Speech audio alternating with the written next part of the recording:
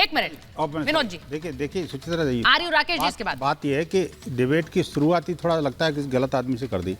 ये जो व्यक्ति है ना, बड़े विद्वान प्रवक्ता हैं और ये बात भी सही है कि स्ट्रेट फॉरवर्ड बोलते भी हैं, लेकिन आज बोलने के लिए बेचारे के पास है नहीं। मैं करूं क्या? बात ये इनकी गलती नहीं है, गलती इनकी पार्टी की है।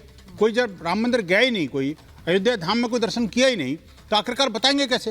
अब उनको एक बात 3 बार 4 बार करके तो टालना पड़ेगा, मजबूरी है उनकी। और लेकिन मुझे इस बात का स्पष्टीकरण चाहिए आपके डिबेट में कि आखिरकार इन्होंने जिसको ढोंग, आडंबर, पाखंड और जने क्या क्या नाम लिया, वो आखिरकार किसको पाखंड बोल रहे हैं? क्या राम मंदिर की प्राण प्रतिष्ठा पाखंड है? क्या राम की अयोध्या जो है वो जो सज रही है, समझ रही है, समर रही है, क्या वो पाखंड है? क्या पूरा देश जो पूरी तरह से सज समर के और राम के आगमन की प्रतीक्षा कर रहा है, वो पाखंड है? ये क्या स्वामी प्रसाद मौर्य बन गए? ये शर्म आनी चाहिए इनको। समाजवादी पार्टी वास्तव में आज इन्होंने प्रूव कर दिया कि नमाजवादी पार्टी है।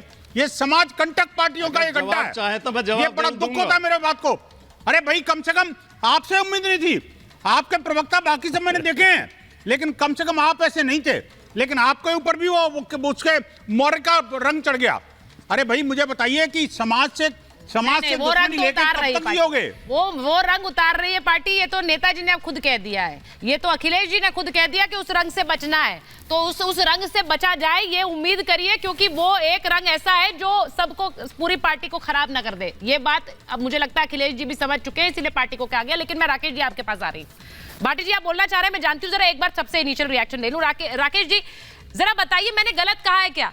आज प्रभु श्री राम की भक्ति में अयोध्या सजी है, हमेशा से रही है, मैं जानती हूं ये, लेकिन वहां विकास का जो अध्याय है, जो अब हम देख रहे हैं, वो पहले क्यों नहीं है? पहले क्यों नहीं था? एयरपोर्ट के लिए इतना इंतजार था। आज अयोध्या धाम हम देख रहे हैं, जो सड़कें परिवर्तित है। आप तो खुद कितनी बार अयोध्या गए हैं, कई बार अयोध्या में आपसे साक्षात्कार हुआ, वहां बदली अयोध्या है।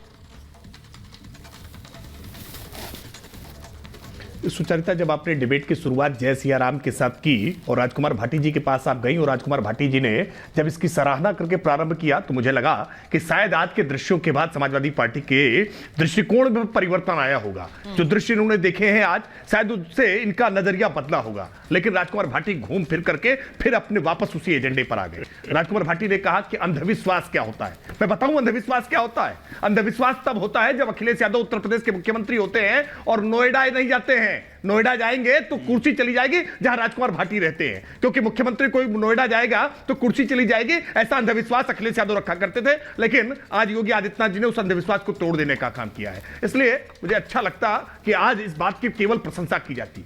जो दृश्य आज अयोध्या से आपने अपने टीवी स्क्रीन के माध्यम से उन दर्शकों को दिखाए हैं ना, जो अभी अयोध्या पहुंच नहीं पाए हैं, मन ललच रहा होगा उन सबका कि वो अयोध्या जाकर के देखें। और आज जब प्रधानमंत्री जी वहां पहुंचे हैं, तो एक दृश्य मुझे बहुत महत्वपूर्ण और मार्मिक दिखाई पड़ा। आज प्रधानमंत्री जी का स्वागत पुष्प वर्षा करते हुए मुझे इकबाल अंसारी दिखाई पड़े। इकबाल अंसारी वो जो बाबरी मस्जिद एक्शन कमेटी के पक्षकार थे, मुद्दई थे, हाशिम अंसारी के पुत्र थे, लंबे समय तक मुकदमा लड़ते रहे।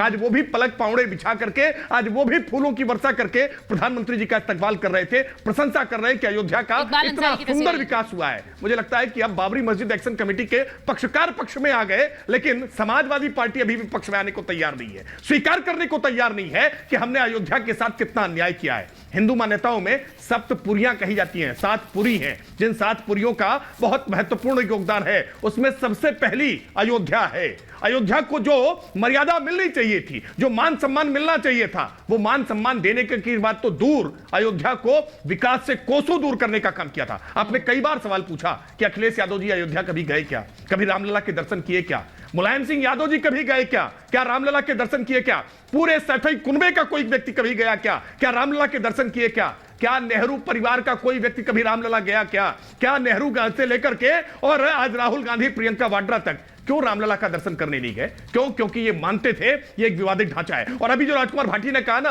कि कवि की कल्पना है, अरे प्रभु राम का चरित्र स्वयं ही काव्य है, कोई कवि बन जाए सहज संभाव्य है। अरे भगवान राम की कल्पना का आप उसको कल्पना कह रहे हैं? यही अपराध तो यूपीए की सरकार ने किया था, भगवान राम को काल्पनिक बताया था।